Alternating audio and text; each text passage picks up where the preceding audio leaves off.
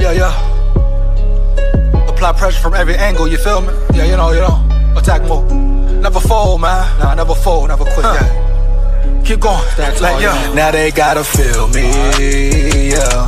Now they gotta feel me, yeah. Now they finna feel me. I try to keep it cool, but niggas always act a fool. So now they gotta feel me, yeah. Now they gotta feel me, yeah. Now they finna feel me. I try to keep it cool, but niggas always act a fool. So now they gotta, yeah, I smoke that thing. Tryna get M's in the bank, fuck what they think. Knock a nigga whole mouth out. Come side me, top break, throw hands like Tank. Knock it out the park like Hank. I've been doing them planks, what you got on my drink? I've been trying to keep my sane. Humanity so lame, fuck you and your gang. Speaking on the dead man's name.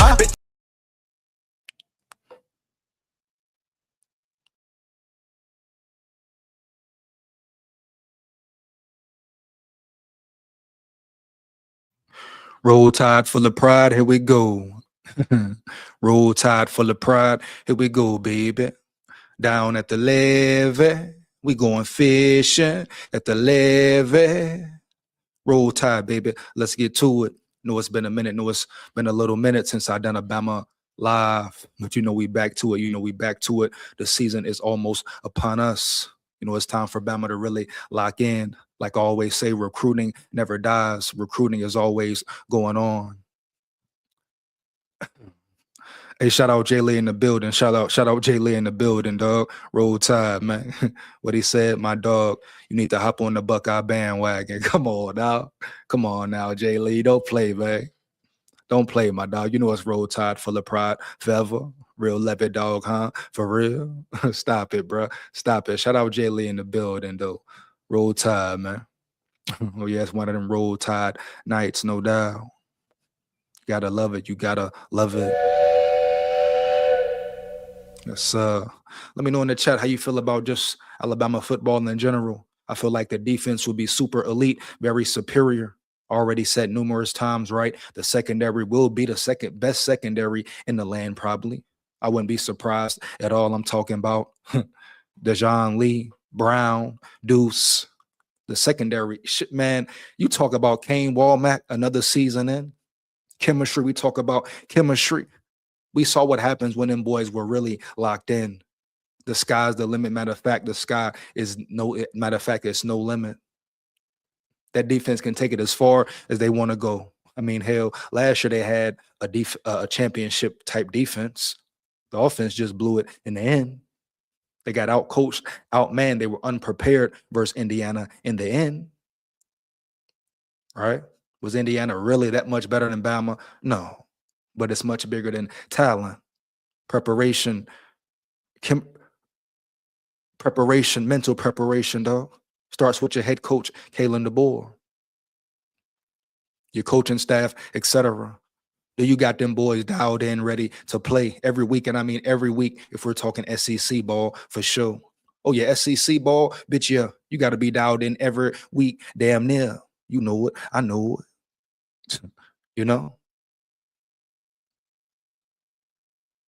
Just what it is, man. But we're going to get into the Cedrick Simmons news. Going to break down and check out this video first right quick. Matter of fact, no, I'm going to dive into the article. Give me 1 second here. Let's go. But Bama lands a dynamic receiver. A very dynamic receiver in Cedrick Simmons. Let's get to it. Matter of fact, hold up. Give me 1 second here, bro. Give me 1 second here, bro. Yes, hold up.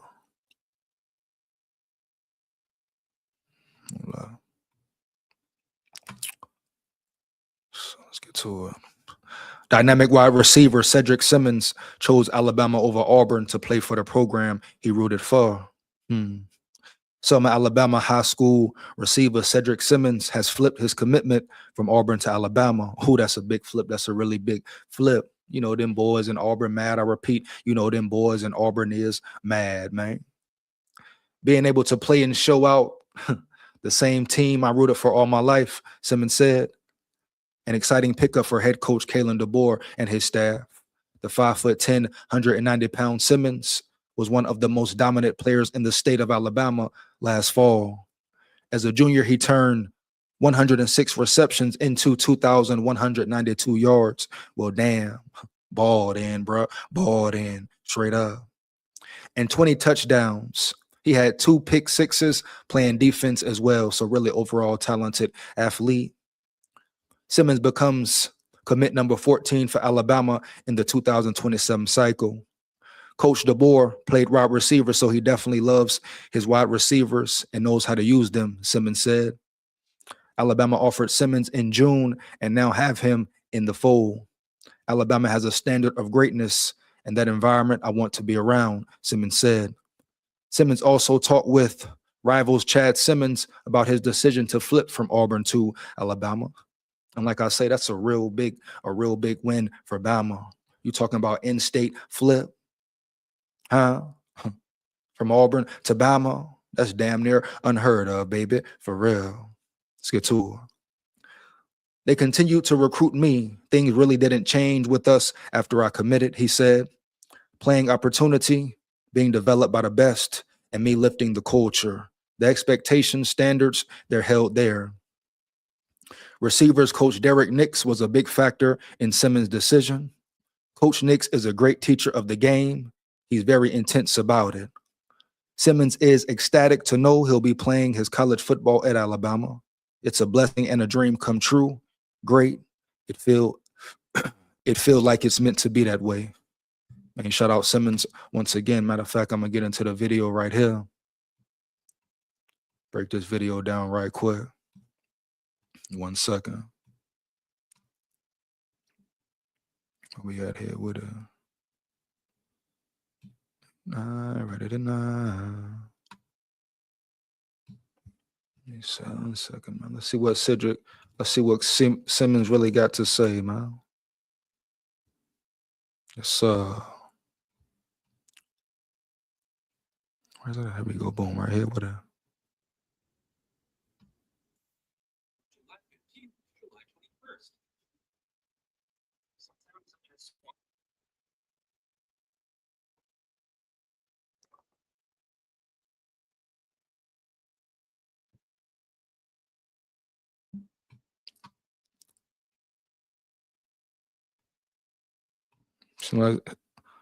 Seem like his body is definitely ready and mature for it. Definitely ready and matured up, capable to do it, very capable of playing right away, no doubt. 1 second, man. Here we go. Here we go. 1 second. Hold up. Run it back. Show the screen here.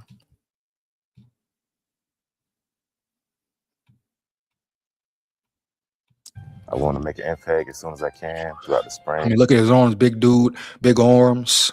As far as body goes, physicality, definitely mature enough to play right now, coming in, or next season, whenever he starts. In the winter and the fall, I want to play. I want to get on the field and make an impact early, make a name for myself nationally.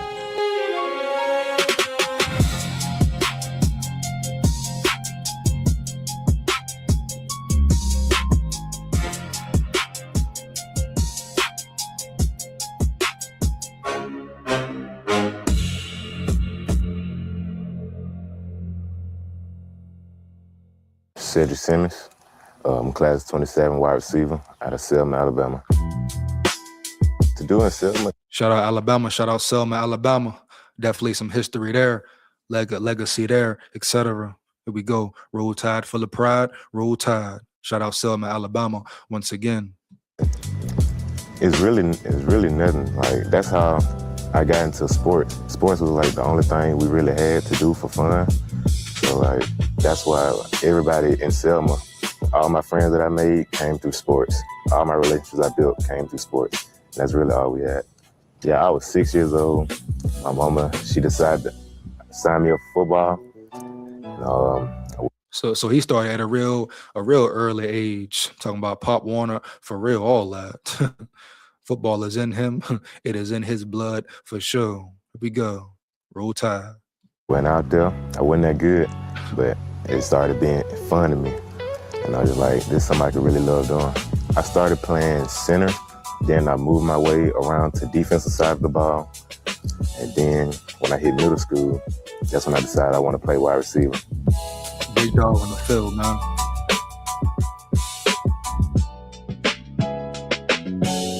I was inspired by Odell. I used to watch his highlights every day. Like, it was an everyday thing, and I used to try to imitate the stuff I seen him do with the routes, catching the ball with one hand. I used to try all that stuff. So, yeah, he inspired me a lot.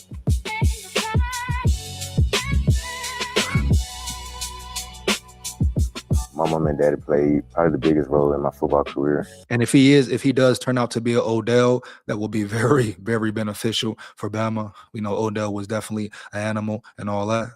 Here we go.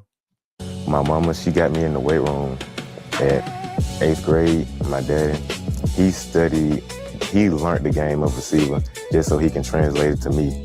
And that was a big part. That played a big part, yeah. It was around my 8th grade year when I started playing with the varsity team. The high school coach brought me up, and I started making plays. And I was like, bro, I'm actually good at this. So I'm like, I could probably make it to the next level with this. So yeah, that's when I realized. One of the main challenges I had to face was my height, me not being the tallest receiver, having to compete with the taller receivers. Another one is my size. A lot of people look at me, they're like, bro, you play running back, you play linebacker. I'm like, nah, man, I play receiver. So yeah, a lot of people try to put me in different places that I don't belong. And I just got with the right coaches and they found out what I'm best at. I'll describe myself as twitchy, I'm powerful, explosive, great hands, great ball tracking skills, and I have great balance. I'm strong too, yeah.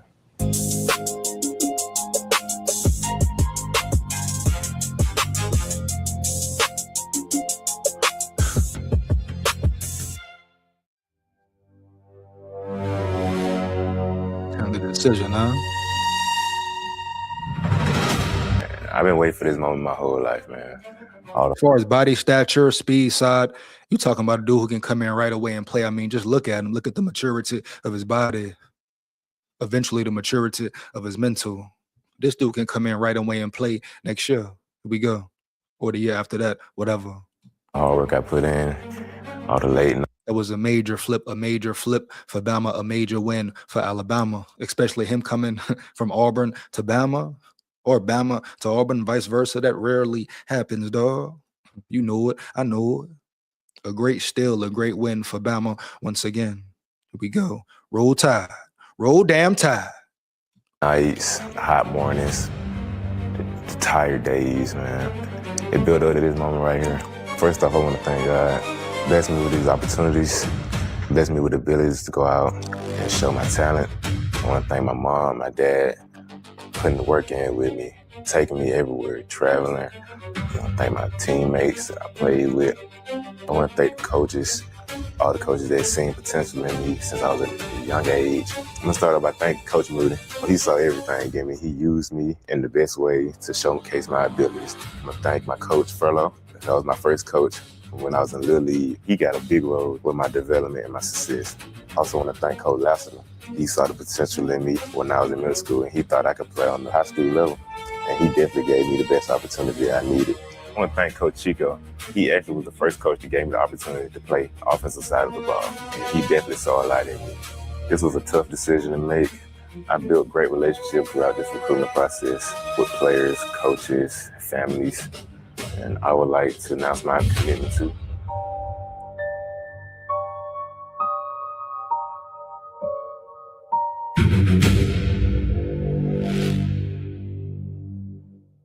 The University of Alabama. Let's go! Yo. Roll tide, baby. Let's go, man. Let's work. Just keep your mental right, bro. Just keep your mental right. No doubt. Yeah, I watched Alabama. I really didn't have no choice. But like my daddy, big Alabama fan, my whole family, big Alabama fan. So every Saturday, that's all I saw on TV. So yeah, that's probably my favorite team growing up. At first, me and Coach Nix, we started building a relationship in the spring. And he told me he always liked my film. He just got to get the offensive coordinator and the rest of the coaches on board. So when I went to Player development, I repeat, player development. Never forget it. What do I always say? Recruiting is never dead. Recruiting will never die. Recruiting is very important. Yes, it's the NIL era, it's the transfer portal era, but at the end of the day, guess what? It still matters. Recruiting still matters. Can you recruit at a high level, which Kalen DeBoer has done? But it's an ever-going process. He must continue. And once you recruit and you bring those players in, 4 stars, 5 stars, 3 stars, 2, 1, 0, whatever, can you develop them? Can you turn them into monsters? Can you make them, help them reach their maximum potential and all that? You hear me? So that's the major question right there. But this is a major steal once again. Here we go.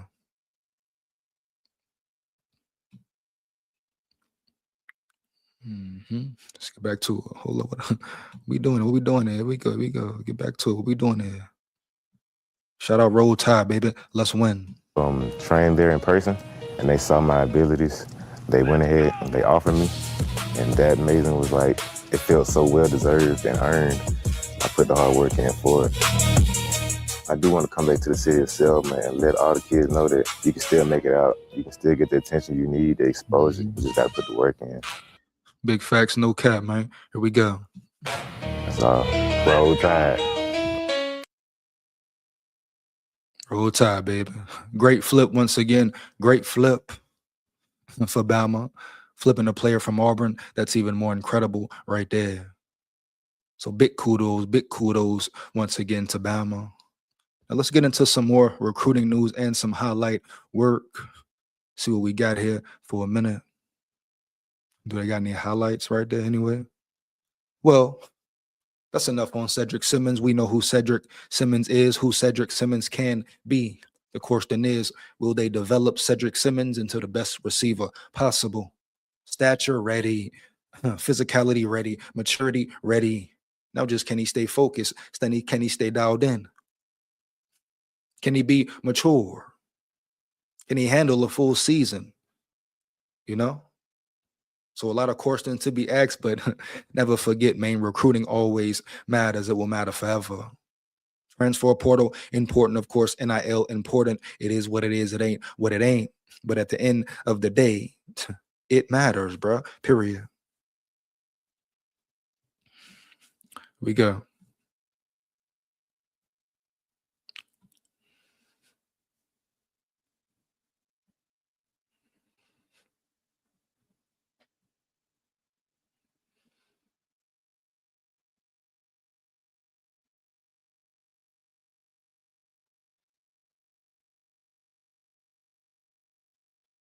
1 second. 1 second. Here we go, man. Here we go.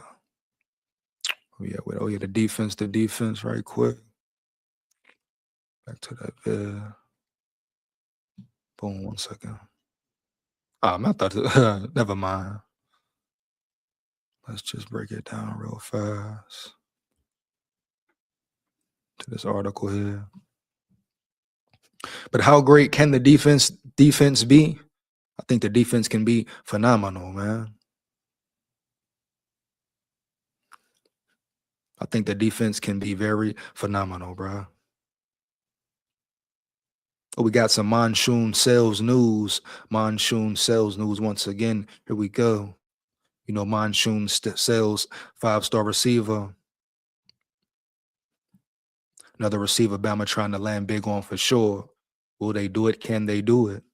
Like I tell you, recruiting never dies. It's always going, always in motion. Here we go, man. A lot has been, hold up. Prediction, decision day, eve intel regarding 5-star wide receiver Monsoon sales. Let's get it. 1 second here. A lot has been made over the last month or so about Indiana and Texas strong position with Indianapolis. Lawrence North 5-star receiver Monsoon sales. The blue chipper will make his college decision on Friday afternoon during the Pat McAfee show. So they're taking it all the way to Pat McAfee. He's that big of a deal. He's that real. Well, he is a 5-star, so he is elite. Man, major decision ahead. Talking to sources, I still like IU's chances. Still reflecting a rival's prediction. Machine forecast logged back in May. It's going to be tough to beat out Indy for him, definitely. Definitely going to be a real battle with Indy for sure to beat him out. And he's from Indianapolis. That's his town. You got Kirk Seknetti in there offering the money, bringing in the money. Not only that, the Guapino Federale Denali for sure. But he got that old boy Mark Cuban with him. Mark Cuban handed out the bread, handed out the bread, dog. No cap. You know it. I know it, right? It is what it is, man. It ain't what it ain't. Intro Thursday. The sales camp continues to actively negotiate with all 5 teams until they finalize their process of advising sales on his decision. The sales camp also adds they'll have one more conversation on Thursday with Alabama. Sales is a native of the Yellowhammer State and was able to see what a lot of extended family during his official visit to Tuscaloosa in the summer. The Rivals 300 ranks Sales as the number 2 wide receiver in the country and number 7 prospect overall. Rivals director of scouting, Charles Power, compares him to Brian Thomas Jr., a first-round selection out of LSU in the 2024 NFL Draft. High upside wide receiver prospect with an elite combination of size and speed.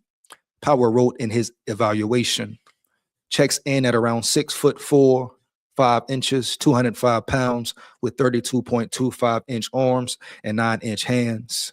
Posts excellent marks on the track, especially at his size, running 10.81 seconds in the 100. Damn, that boy flying for real. In the 100 meters and 21.4 seconds in the 200 meters. A vapor trail on vertical routes. He said a vapor trail. I mean, he's stretching the field. He's stretching the field. He's out of there. He's out of there, baby. Just throw it up to him. Has the potential to take the top off of defenses with regularity. Shows quality tracking skills, locating the football over his shoulder. Competitive as a blocker and physical while working as a safety. Finished his junior season with 37 catches for 794 yards and 9 touchdowns. Still adding nuance to his game as a route runner. Would like to see him continue to add to his catch radius and become more of a mismatch in contested catch situations given his size. Has the potential to be the top wide receiver prospect in the cycle with continued development. So we're talking about a real baller. The potential to be very elite.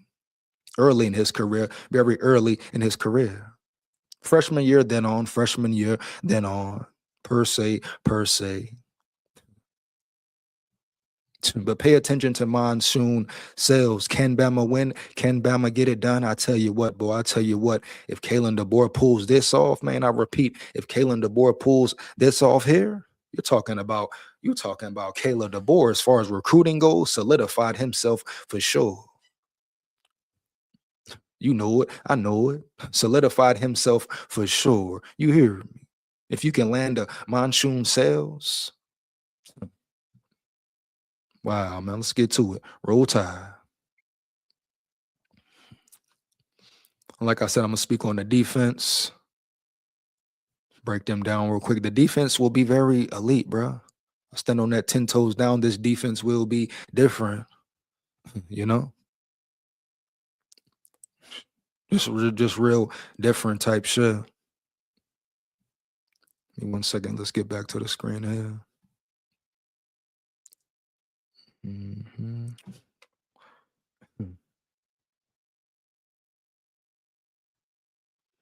Hold up. We talk about tenacity. We talk about structure. We talk about physicality and violence, bruh. Violence. This defense will bring the violence for sure. Here we go, man.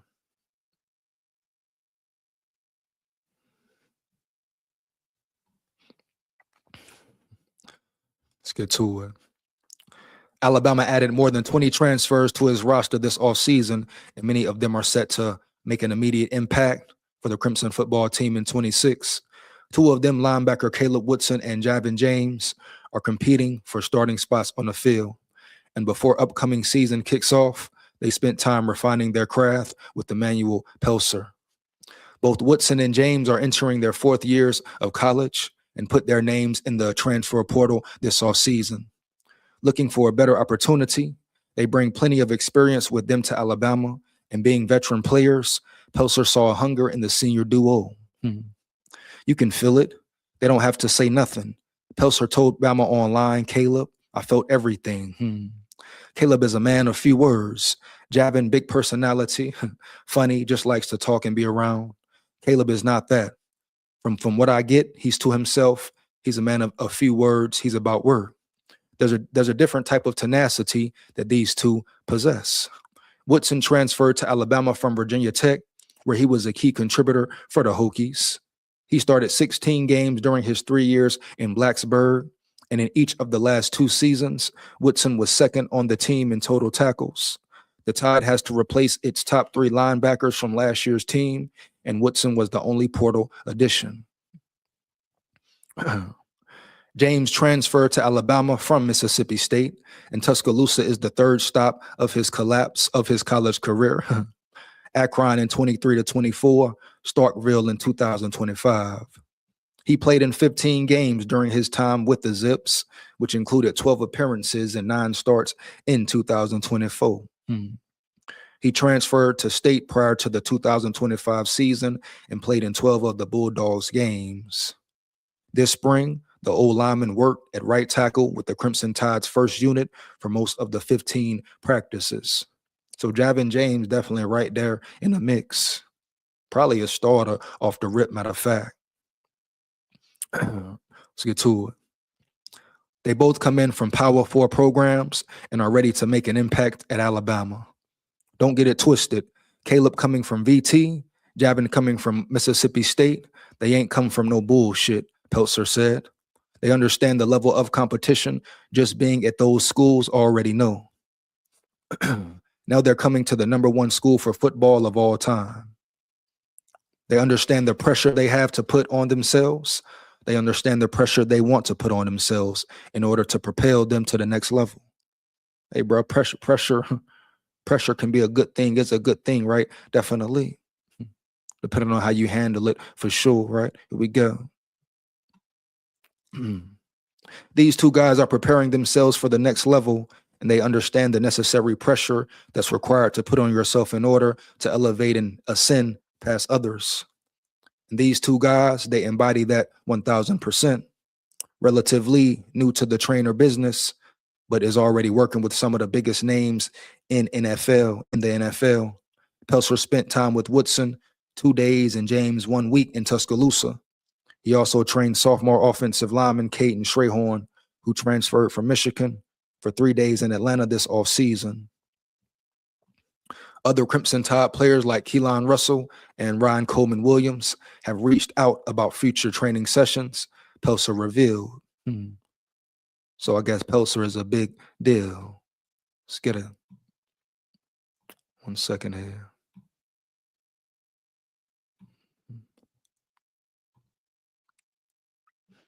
Then we're going to get into Caleb Woodson right quick. He is a dog. He's a kid who values detail. He is very mature. And I'm going to say the same thing about Javin James. You need dogs. You got to have those dogs for sure. The defense needs to be full of dogs. All of them bite, all of them bite. Both of these guys are about a book guys. They study that playbook. They know what they need to do. They play fast as shit because they're that confident in how they have to play in their assignments. But Caleb Woodson's is extremely detail oriented. I'm explaining everything. He's looking at me in my eyes the entire time, like he's trying to read my mind before my words come out of my mouth.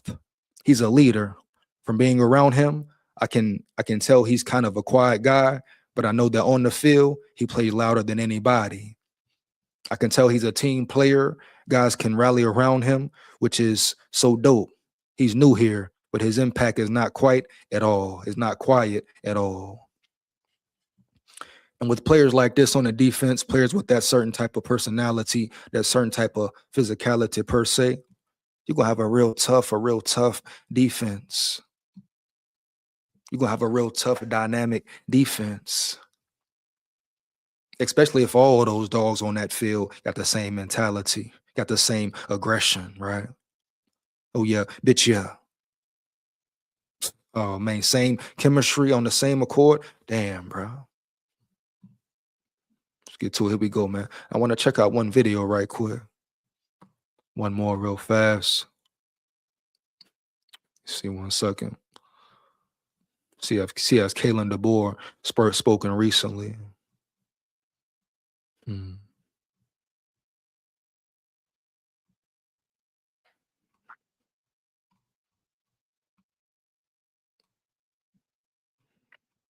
See right here. Where's that? What that? Thought I said something on Bama Online. Shit. You know, I thought it was something there with a.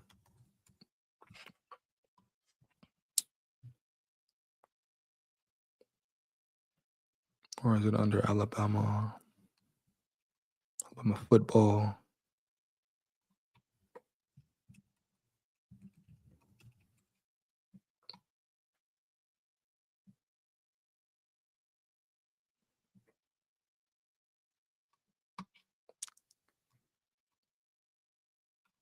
So with that spot.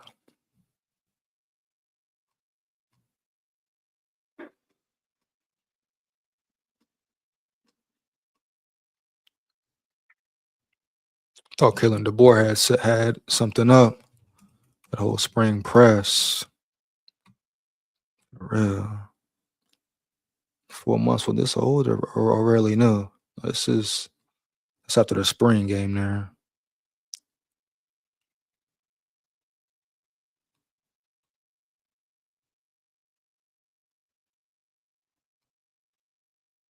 And once again, big ups to Kalen DeBoer. Just his whole process. Oh, here's a recent one per se. But just what he's what he's done since he's came in the building. Has it been perfect? No. Has it been ugly at times? For sure. But as far as recruiting goes, damn near A+. We're talking about progress every year, damn near A+. You understand me? No doubt. Let's get into this video right quick.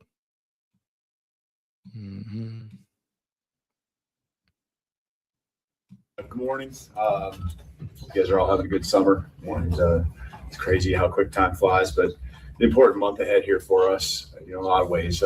Big recruiting month. Official visits starting this weekend, not just for us, but I know the entire country. And, got the team starting workouts here. They're back from a short break here in May, and they hit the ground running. Had a lot of guys stick around even when they could get away. So really pleased with kind of the mindset that we've developed, continue to grow amongst this team here this season. And then just, getting the opportunity to continue to develop these guys. We've got meetings. And Kalen DeBoer, you can tell Kalen DeBoer really been putting that work in as far as fitness, health, etc. Respect to him for that. I'm sure he feels better overall. But a lot is gonna fall on him. Kane Womack as well, Ryan Grubb as well, the players' execution for sure. But it always starts with your coach and your head coach and your coaching staff. Can you have those boys mentally locked in, week out, mentally prepared, physically prepared for the task at hand? The SEC never gets easy. You may have a easy at a conference game here or there, but the SEC as a whole, always brutal, always brutal. You know it, I know it. And workouts that we can work with them on. So big month there, and then the season will be around the corner. But just really proud of our staff. We brought in a number of transfers, and I think just finding the right guys first of all, and helping them really build into our environment. These guys have adjusted well. Our transfers adjusted well, and they. I think now they're almost even, being empowered to become leaders along with the guys that, continue to lead the charge that have been in the program for at least a year, 2 years. We have really only 9 seniors this year on our football team, but we do have a big group of guys that have 2 years left. I'm not going to say juniors, but guys that have 2 years left. And so there's around 19 players kind of in that category and close to 25 that have been on the football field for us in some capacity that have 3 years left. So a lot of experience returning. Feel good about that. We're not necessarily an old team, but we have a lot of guys that have taken valuable snaps that are looking forward to taking that next step. I think just when it comes to the recruiting, kind of going back to that, really looking forward to build on what we've done.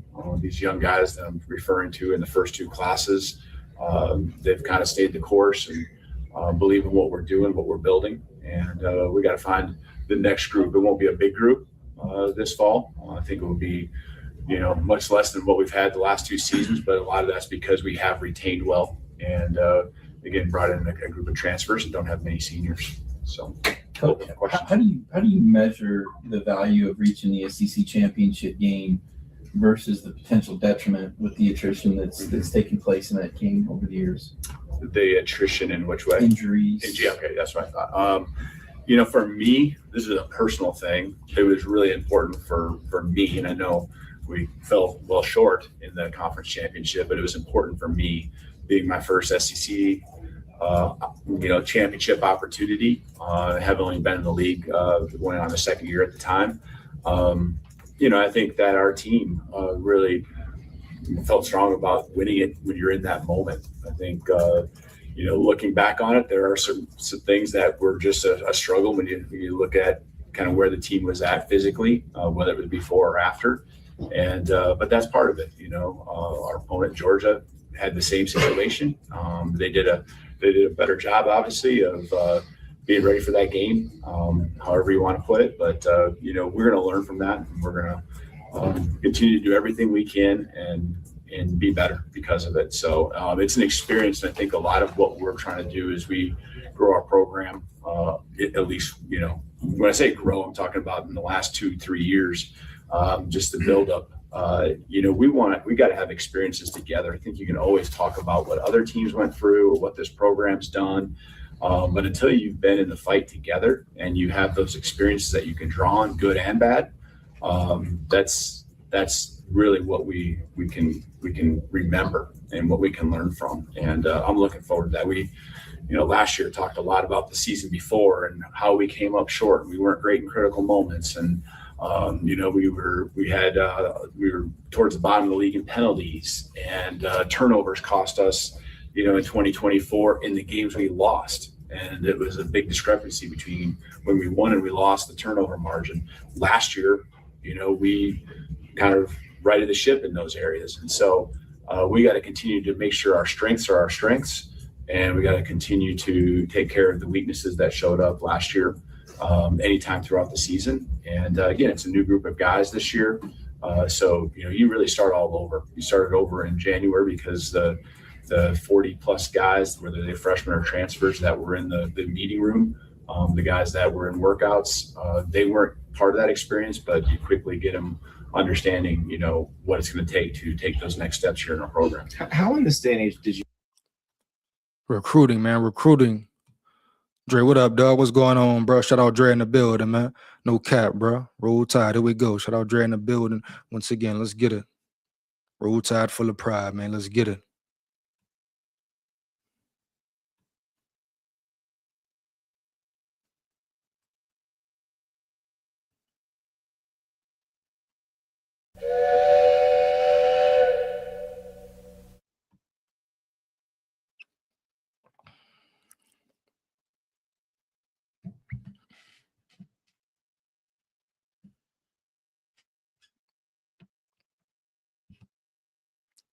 Let's get back to it here. Once again, like I said, Kalen DeBoer, if they can keep recruiting at a high level, keep producing these players at a high level, you're talking about plus championship wins, maybe, potentially. You managed to get a couple of quarterbacks who've been in your program for at least a year, in Keelan's case, and Austin's been in it for a long time, to stay and actually compete against one another? No, I think that's a great question. I think I would give credit to both of those two. That Keelan and Austin are two guys that are competitive. There's two guys that really feel like they have a belief in themselves, and the main thing with the best QB position, as far as the QB position goes, I'm a Vikings fan. May the best man win. Period. That's what it comes down to. So right now, Keelan Russell has the advantage. He is your QB1 as far as right now goes. Most assume that. By the way, he outperformed Austin Mack in the spring game, 8A game, whatever you may call it. So he is your QB1 right now, but it's still a battle. It's still a war. And may the best man for the job win at the end of the day, period. But Keelan, he has the slight edge. We have to admit that. That don't mean Austin Mack won't fight back. Oh, no, you think Austin Mack just going to lay down? They say the boy was hurt the 8-day game anyway. So if that's true, if he was banged up, if he wasn't 100% himself, you think the boy ain't going to fight back, strike back? Come on now. Stop it. We're talking about the best in the world, the best of the best as far as college football goes. Both got a point to prove. Both want to be respected. Both want to be great, I'm sure. So it's going to come down to execution, preparation, etc. Here we go. Each of them feeling that they can go win the job and that they can do what it takes to win here in Alabama. But I also would say that I think there's an environment in that room because last year with Ty being involved, there was 3 guys competing, and we continue to bring in more guys that want to be a part of it. Why do they want to be a part of it? They want to be a part of our program, of course. They want to be a part of our offensive system. But I think Ryan Grubb and now Brian Ellis being in that room as the quarterback's coach, and I'll give Nick Sheridan some credit too for keeping those guys around and kind of Brian's now bridged the gap there as the new quarterback's coach. But I think it's just what does it look like? And you're giving them opportunities, you're challenging them. They feel like they're getting better and reaching their potential, and you're giving them everything you got. And so they love their teammates love them back because they do stay and they place priority on the most important things, and that's just being the best, bringing a great attitude and effort every single day. Kevin, what's the right size for the playoff? I've heard the arguments from obviously. Man, just leave the playoff alone, period. What is it, 12 right now? What are we trying to do here? How long do you want the playoff to be? How many games do you want them boys to play at the end of the day? Shit, do you want to give them some rest, give them a break? Keep the playoff bracket like it is. No need to change it, switch it up. Come on now. That you talking about injuries occurring, players not being healthy. 12 game is definitely enough. Okay, if you want to, let's say, let's say 14. Can you do work with 14? Maybe, baby. We'll take 14. Leave it there.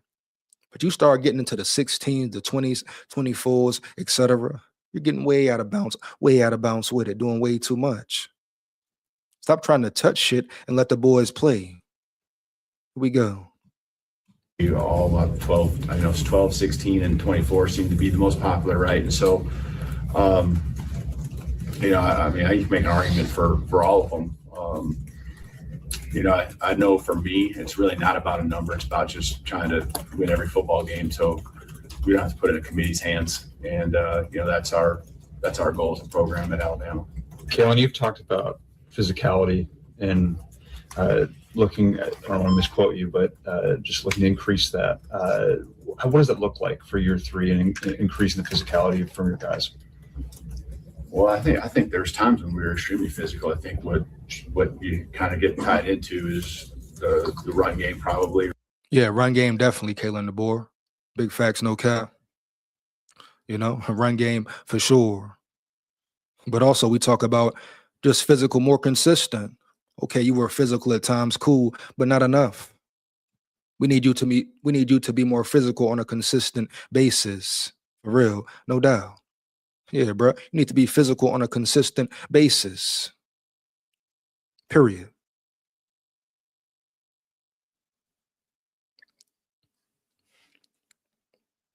Just like Kane Walmack said, right? He wants his defense to be violent, aggressive, show maximum effort on a consistent basis. It's what it is. You can play with any team in the land, of course. I stand on it 10 toes down. You can be any team in the nation. We talking about roster stack top to bottom. We talk about chemistry, cohesion with players type shit. We talk about an elite secondary, the best secondary in the land potentially. No, come on now. Go be great, but you have to be consistent. You got to be consistent. High level football on a consistent basis, period. You come in sleeping in the SEC. Sleeping against anybody. I mean, you saw what happened with Florida State. You sleep against anybody, you will get your ass beat. You know it. I know it. That's it. Here we go. Right, and there's how the inability in important times and consistently to be able to run the football. And so I think there's more than physicality, because I think there's some very physical individuals on our football team. I think we have a team full of them, honestly. I think there's an execution piece that has to take place, and that involves everyone from the offensive line to the tight ends and, running backs, receivers doing their job, and knowledge, right? There's knowledge to execute. A running back needs to know who's the unblocked defender, who's the guy he's got to beat to get an explosive play. And so I think there's a toughness, whether it's mental or physical, that is in our program. We made the playoffs, so we got to look at the things that we did. We made the playoffs and won 7 of 8 SEC football games, went to a conference championship and won a playoff game. And so those things don't happen if you're not a tough football team in some regard. Now, we fell short of our goal, and so we understand there is more for us to accomplish when it comes to all those areas, whether it comes to the physicality or the execution. We're working on chemistry right now with so many new faces compared to what we have. Love what he said. Chemistry. In Alabama, really, they got to adapt on the fly right now, per se. You got guys who came in through the transfer portal. How would they adapt? Caleb Woodson, a dog. Javin James, a dog, of course. You got dogs in the building through the portal, but can you get them in the scheme to fit in the scheme and really understand the scheme? You got a lot of time, but you don't have that much time, per se. So you have to get those boys involved, mentally checked in. Physically, I have no concerns at all. No concerns at all. Physically, those boys are on a different level. Like I said, they can beat any team in the land. Mentally, are they locked in? Do they know their playbook? Do they know their job to a T? Let's get to it. A year ago. So, I see our guys work every single day. And so I know they're strong. I know they want it. I know there's a toughness about them. There's a grit about them. They're, last year's guys, I'd go to battle with those guys because of who they were every single time I possibly could, and we're developing that with this team right now. Cameron, when you get into that meeting room, what agenda do you have? What issue do you want to push the most when you get into that meeting room? With our team? The meeting room with our team? Here. Here. Well, I think all the topics are what they are. I think having some clarity, to me, when it comes to the playoff and the number, it's about making sure that the best teams are in the playoff. So are the 12 best teams in the playoff, or the 16, the 24, are those best teams, in there? I mean, that's really, just in all fairness, as a competitor, that's what you want. It's just, are the 12 best teams in there? And if we can't get the 12, we've got to go to 16, whatever it might be. So, the scheduling piece and 9-game schedule, I mean, that's kind of done. And so, how does that play in? I think, I don't think there's a way to understand, because there's not some secret formula. We know that there's going to be less games out of conference, which is going to make it harder to understand the strength of schedule that we all have, whether it's the SEC or other conferences. And so those are the things that, again, I can't sit here and dwell on. I just got to do what I got to do, and with my football team, and that's help us win every single game to make sure it doesn't come down to a committee making a decision.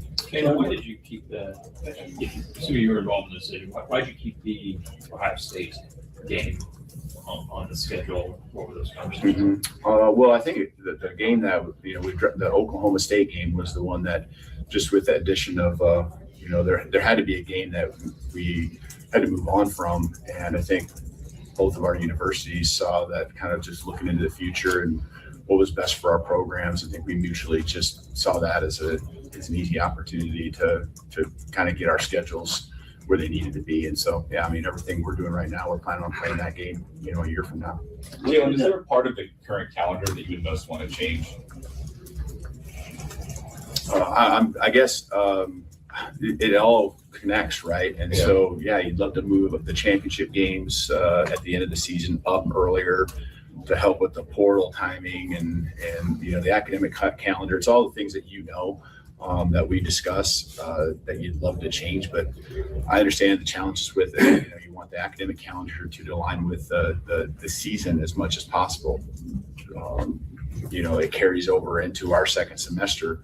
And so, you know, we had official visits happening. We already started our second semester there in January. We start school a little earlier in January than most. And so every situation, every school has a little different challenge. I don't mind having the OTA model that is being thrown out there. I'm open to that. I think we have to evolve, and I think there's always better ways to do things. And I'm certainly open to that, and we'll adjust as we decide on what's best. I think there's some very smart people out there that have good ideas that, you know, kind of you got to be open to. And I'm certainly open to all of them. With all the pressure in Alabama, do you feel like you've been there 10 years already? Oh, no. No, you know what? It has gone fast, but there's been a lot that has happened, I think, to speak to your question. I've enjoyed the journey and how far we've come and the challenges that are in front of us. And when you have great people around you, and I feel like I have that with our staff, just continue to add and yeah, there's people that move on, and we had some coaches that got great opportunities. I'm excited about, you know, an Adrian Clem working with our offensive line, or Rich Owens, you know, and Derek Nix working with our receivers, Rich working with our tight ends. I got great people around me. And so, you know, when you're in the building and you're with the players and, you know, you're doing what you love to do, and that's coach football and bring people together, and on Saturdays go out there and just be in stadiums that have 100,000 people. That's what we signed up for, you know, and that's what you love to do. And so in that regard, it's gone really fast. It's hard to believe it is year 3. What did Isaiah Horton bring to your Horton while he was there? Isaiah Horton from last year? Yeah. What did he bring? He was a big receiver, you know, big catch radius, you know, long was you know, so he caught those balls in some pockets, and, you know, was good in the red zone. Finna go ahead and drop the link in the chat right now too as well. Wanna come rock and roll with me, lock in with me, man. Let me know. Here we go. Roll Tide. Roll damn Tide. Ain't nothing rolling but the tide, baby. For real. Gotta keep these tides coming, man. No doubt. Here we go. Coach, you said ball is ball, but now with NIL and portal, I mean, have things gotten just more complex than you could have imagined when you came into the league? Yeah, well, I think, and it's not because of the league. I don't think that's what you're saying, but it's certainly, there's more time spent away from football, you know, and coaching football. And so that's, again, where you got to have a great staff around you. And I feel like I have that, you know, and I'm just trying to continue to find ways to be more efficient with those other lines of, you know, things that we need to do to take care of, to where, again, you can make sure that, again, the main thing regarding football and what happens on Saturdays, that you're involved to the level you want to be. Boom, and there it is. Shout out Kalen DeBoer once again. Kalen DeBoer definitely putting in that work, putting in that grind. Gotta respect it, gotta love it at the same time, ain't no doubt, you know. But my biggest thing, major thing, the defense. Very excited to see how this defense will perform. Will it perform at a high level? You know, that's the main thing for me right there. How would a defense perform? Will they perform at a high level? If they do that, sky's the limit. Matter of fact, there's no limit for them boys, period. I think was one more piece of news I wanted to tap into. 1 second. Hold up 1 second. So we got some comparisons going on here. I believe Xavier Griffin got a pretty good comparison to a previous Alabama player. Yeah. After 5-star linebacker, Xavier Griffin officially signed with Alabama. Head coach Kalen DeBoer compared him to Jahai Campbell, who was a first-round draft pick after DeBoer's first year. Campbell, another former 5-star recruit, was an inside linebacker for the Crimson Tide, but he also played off the edge in his final season. Alabama viewed Griffin as a similar flex player. Can fly, can run, DeBoer said in December. He's got some length and he's going to put on some good weight and can be versatile enough to go play on the edge and not have to necessarily sub in when you want to put him in spots to go get after the quarterback. Griffin enrolled at Alabama in January and went through spring practice. But during spring break and throughout the month of May, the true freshman spent time training with pass rush specialist Marcus Howard. A former SEC all-defensive end at the University of Georgia, Howard, who was a fifth-round draft pick in 2008, sees another former Tide linebacker in Griffin's game. I worked with Will Anderson when he was in high school a little bit. Howard told Bama Online, they have the same body type. Wow. With the frame and the length and the explosiveness, they both were very explosive. He's explosive and twitchy like Will. Mindset, I'm not going to say that's the same yet. Will was at Alabama for 3 years. So, mental maturity, mental growth, etc. Let's get it. But body-wise and explosiveness and twitchiness, I can see a lot of his similarities. Athlete. Griffin was the highest rated defensive player in Alabama's 2026 class. He recorded 78 total tackles, 12 tackles for loss, and 4 sacks for Gainesville, Georgia High School, where he was a multi-sport athlete for the Red Elephants, also earning all-region honors in baseball. Griffin earned nearly 40 offers and ultimately chose UA over Auburn, Georgia, and Ohio State. Here we go, roll tide. Anderson was another 5-star recruit from the Peach State. In his freshman year at Alabama in 2020, he was listed at 6'4", 235 pounds. Griffin is currently listed at 6'3", 222 pounds. He appears to have added even more weight to his frame since the Tide ending spring drills. Griffin changed a lot since he got to Alabama, Howard said. That's one of the biggest things I noticed from the spring break to when I saw him in May. He probably gained about 20 pounds of muscle. He went in skinny, but he might be in the 230s now. Big dude. And he can carry that weight around and he can move with it and groove with it. Here we go. I haven't seen him in a while. I know he's a big boy and I know he has a nice frame. He's going to be carry the weight well. I think his future is very bright. Definitely first round, top 15, top 10, that type of potential. That's what I feel. During his time with Howard this offseason, Griffin emphasized his pass rush skills, signaling he could be playing more on the ball than off of it this season and during his Tuscaloosa tenure. The focus was getting his hands better, Howard said, being able to play off his hands, just really understanding his moves and when to use it and why to use it. Very important for sure. He's very athletic, but he really played linebacker, off the ball linebacker a lot in high school. Even when he first got to Alabama at the beginning of spring ball, I'm pretty sure he's just with Coach Kristen Robinson now on the edge. I think I'm not 100% certain. Yes, let's check out some film work from him right quick. 1 second, bro. We go.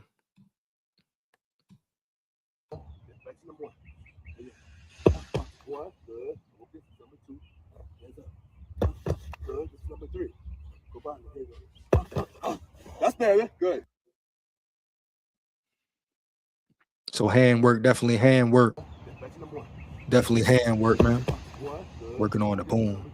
But yeah, the physical stature, the power, athleticism. Definitely can see the comparisons, why he made comparisons to Will Anderson off the rip. Size, power, speed, explosiveness. He has it all. Here we go.